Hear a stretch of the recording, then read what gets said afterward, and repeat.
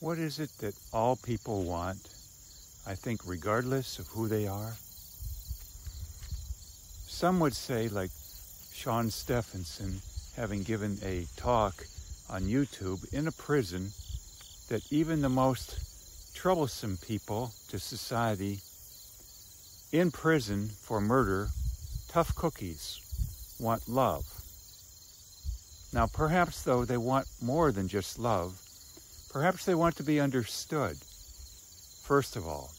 Perhaps they want to be considered not as criminals, not as morally bankrupt, but people who have done the best that they could given what they were handed.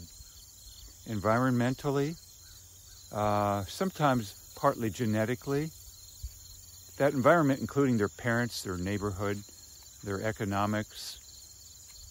And finally, the words they had available, something few people talk about. The words available to process life, reality.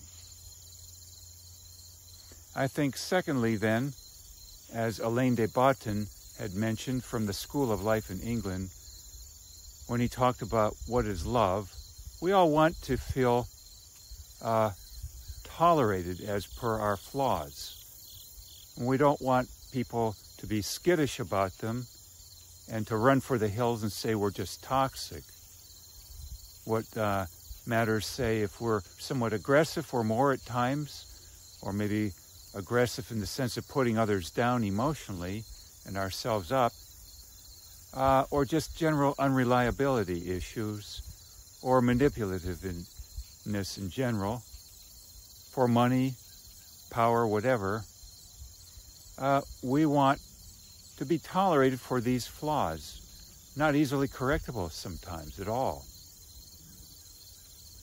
I think then next, we want growth in general. We want to get unstuck if we're relatively stuck. I kind of call it being moribund, having immature defense mechanisms, some people would say. But in other words, being very inefficient in life. There's a book, for instance, To Work and to Love, referring to two kingpin ideas put out by at least one psyche practitioner in past years. To love meaning to show, once again, understanding and tolerance, perhaps we might say, and to work meaning to do something more than what you're told as per an assembly line job, and to do it efficiently and as per your own drive, not someone forcing you to, or for the money for your addictions of choice, perhaps, to the extent one has them. So we would all like to break free of a sense, and we feel quite disconcerted when we see someone relatively broken free who can't help us do the same thing. We may have initial praise at what we see, only to be quite disconcerted and angry, and more when we discover they can't generally help us do what they've been able to by whatever means. I think also then we would like this person to be thus our leadership out of the desert, so to speak, like some kind of prophet leading us. Only in today's terms we hope for a political leader, a spiritual leader, or a talk show host, or book author, some kind of guru to do it immediately, as in, say, a prefab house rather than having to wait a long time or do it ourselves brick by brick. That, of course, is a very long haul. So the next thing, I think, we like everybody. We respect beauty. And one great form of beauty, I believe, is the beauty of seeing someone relatively fearless. And I like to think of fearlessness as a very low end of having catastrophes or things one regards as a catastrophe in one's life. Hence, the fewer the items you catastrophize, the stronger you are internally, and this is quite visible to others, surely. We all love strength. I think, for instance, years ago, 3, 4, 5 years ago, I was struggling greatly with feeling very self-contemptuous at recognizing the fears I had, thus weaknesses in my life, and what I feared from my childhood, and so on. Also, we love to be soothed, I think. All people love to be soothed of a sort.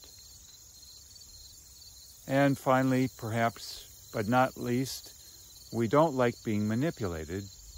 Hence, when Wayne Dyer, a self-help person who passed away, 5 years ago, wrote, after going to a motel for a couple weeks, pulling your own strings, and this was about how to combat being manipulated, that book shot through the roof in sales. I mean, I don't know how many copies, 20, 30, 40 million or more. We don't like being manipulated in the sense of feeling that someone is guiding us subtly and we're not aware of all the details, and we have fears we might end up other than where we had hoped to. So these are my thoughts then on what we all want. Surely everybody, of all political spectrum, all religious views, all groups in terms of power or not, all issues of where you fall in on the socioeconomic scale, whatever country you're in, whether you're in prison or considered not in prison, whether you have stigmas against you or not. I think these are all common denominators in what we all want. I could be wrong about certain things to an extent. We're all growing, but I offer these things up to you right now as food for thought.